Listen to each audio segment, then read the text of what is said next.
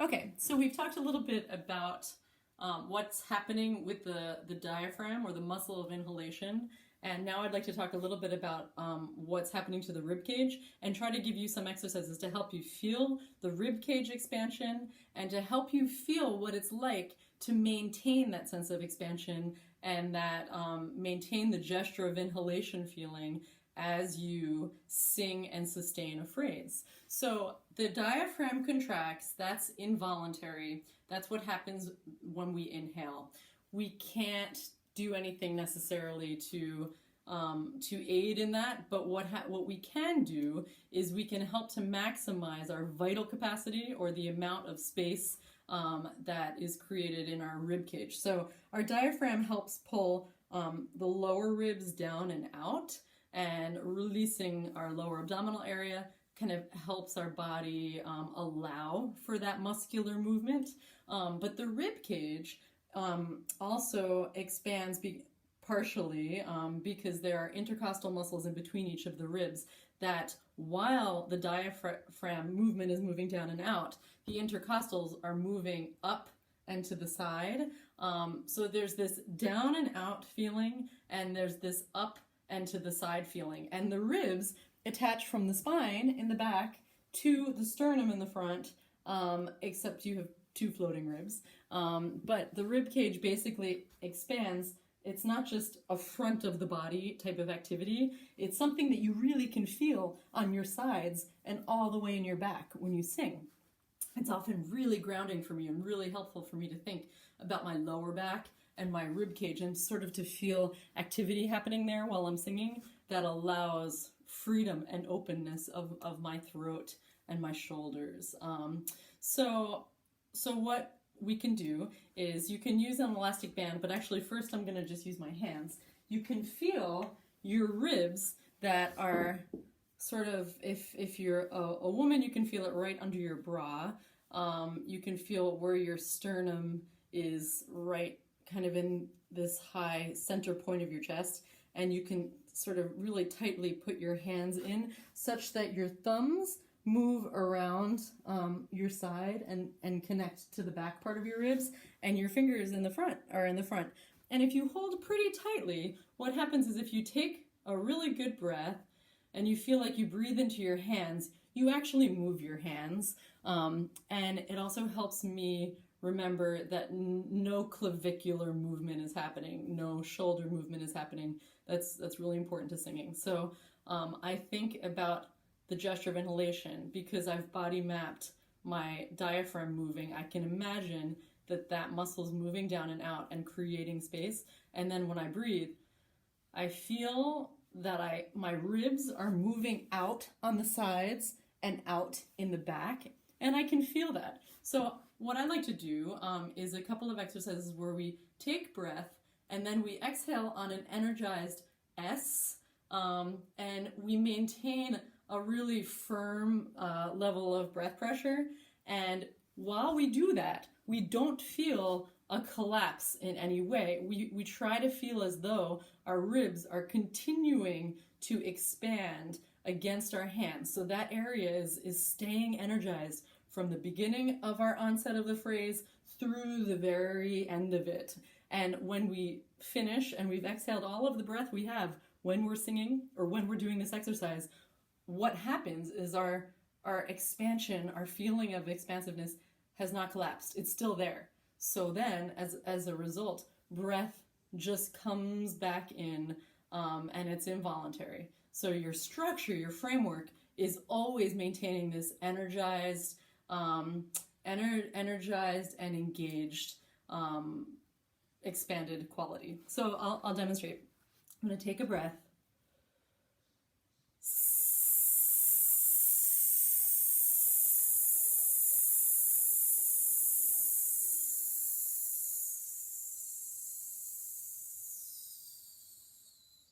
Okay, good. Actually, as I'm washing myself, I noticed that some of my strap muscles get a little bit involved, and that's not ideal.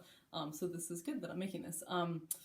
So I think I'm actually over-energizing. But what I really want to try to feel is that I take breath,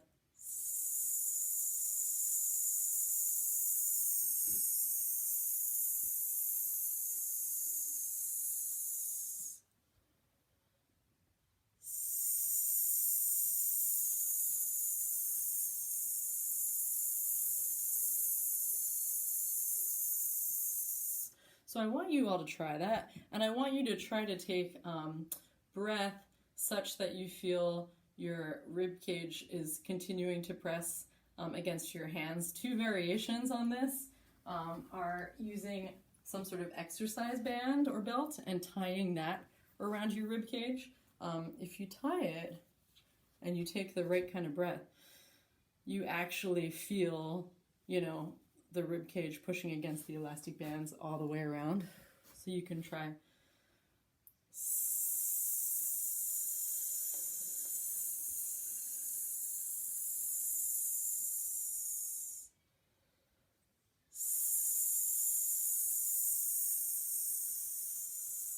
You can do that for a long time. Ideally, you're feeling like there's no collapse in between the offset of the S and taking more breath in. All that happens is you take breath in through your mouth and nose and your throat is open, but this area does not collapse. It remains really expanded. That feeling of expansion sustains. The other thing you can do is mimic just the way you can body map the movement of your diaphragm with your hands. You can sort of body map what your rib cage is doing. So you can take breath and you can, you know, start at rest and your arms can go into kind of like first position of a dancer or something.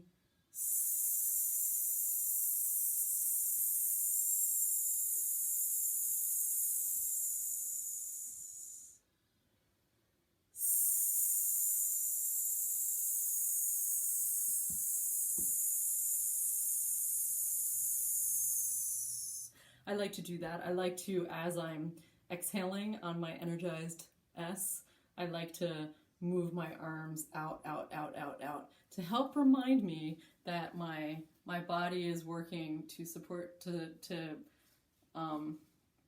support. Sometimes I don't like using the word support because it implies rigidity, but to kind of keep serving as this buoyant foundation that's energized, that's moving out and not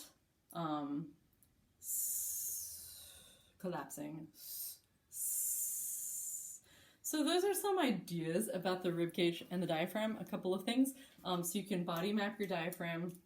You can take breath and do a whole bunch of S's. You can now, if you're in choir and you're doing a s, s, sh, sh, f, f, t, t kind of exercise that's meant to energize your breath, you can also keep your hands on your rib cage and try to feel as though the rib cage expansion maintains this consistent feeling as your articulators are working and as your lower abdominal area is working to articulate breath. So, s, s, sh, sh, t, t, k, k. You know, this area is open, your rib cage is energized, and the thing that is maintaining that articulation or creating that articulation is happening low. So I just now want to take the next couple of minutes to connect some of these ideas with the S with then tone. So it's good to do a bunch of breathing before you do anything else with your day. You can do 10 minutes of this exercise while you're in the bathroom getting ready, because it really involves just awareness of the rib cage, awareness of the diaphragm.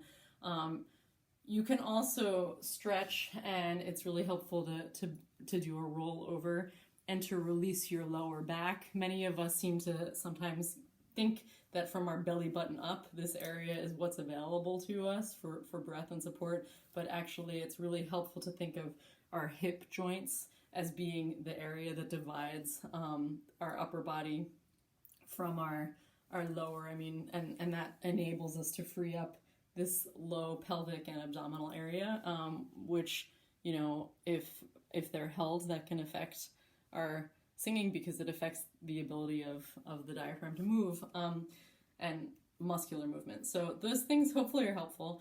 But to go into some exercises, I like going from an S into kind of a slide, a siren exercise. So I'll do the same idea, and I'll keep my hands on my rib cage. I'll do sa, sa, sa, sa, sa.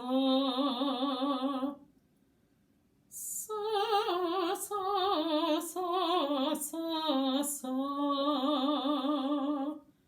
Sa,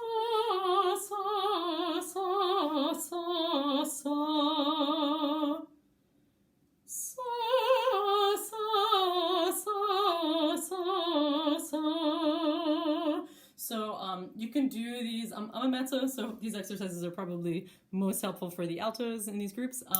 But that type of slidey exercise, I feel like, is a really gentle way of, if I've done this breathing, my body's getting warmed up, okay, I'm going to ease myself into doing some easy slides. But what happens whenever we're descending is that sometimes we might feel that we do, let's see, you know, sa, sa, sa, sa, this kind of energize, collapse, energize, collapse. So why this is helpful with some of the concepts I've talked about in the past 50 minutes is that instead of that collapse, you can actively feel like your rib cage is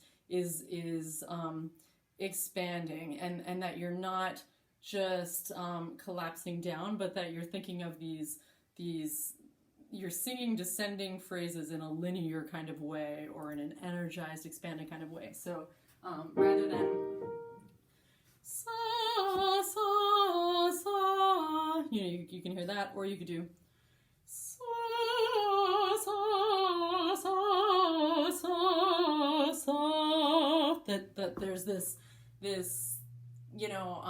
thread of continuity. There's this legato quality that connects everything and energizes everything throughout. So we have to think about that in all of our singing, as you all know, whether you're singing ascending lines or descending lines, that we calibrate and we equalize the energy. That's all based on breath.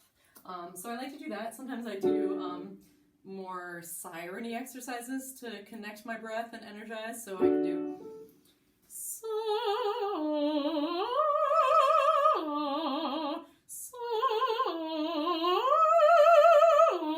so what I think about here is that I like to start in the middle, because I'm not just only going from the lower octave to the upper, but I'm sort of starting in a middle part of my voice. I am sirening down using the breath, and then I'm singing an octave up, but I am not over breath pressurizing anything on the top. It's again all connected to this foundation. It's all tethered to my body. It's really connected. So I do a whole bunch of these. So,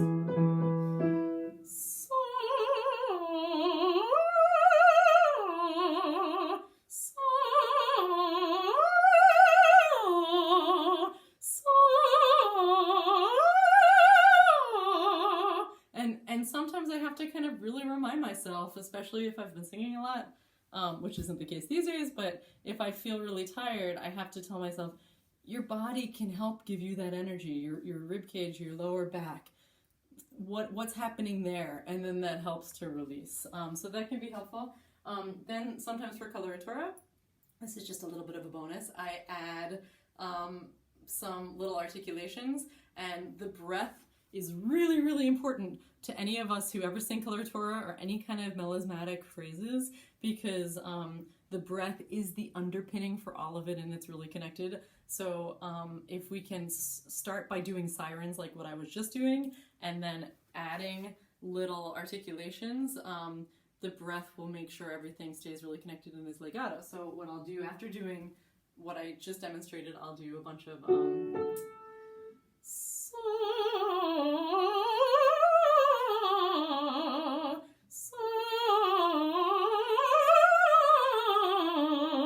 again, feeling, always checking back in with the way I'm taking breath, the way my onset goes, and the way I'm continuing to support through the phrase.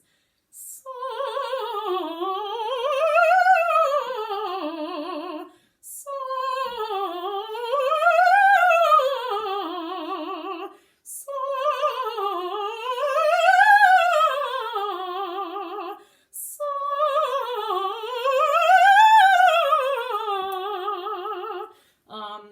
So those are some ideas. I hope you find some of this helpful.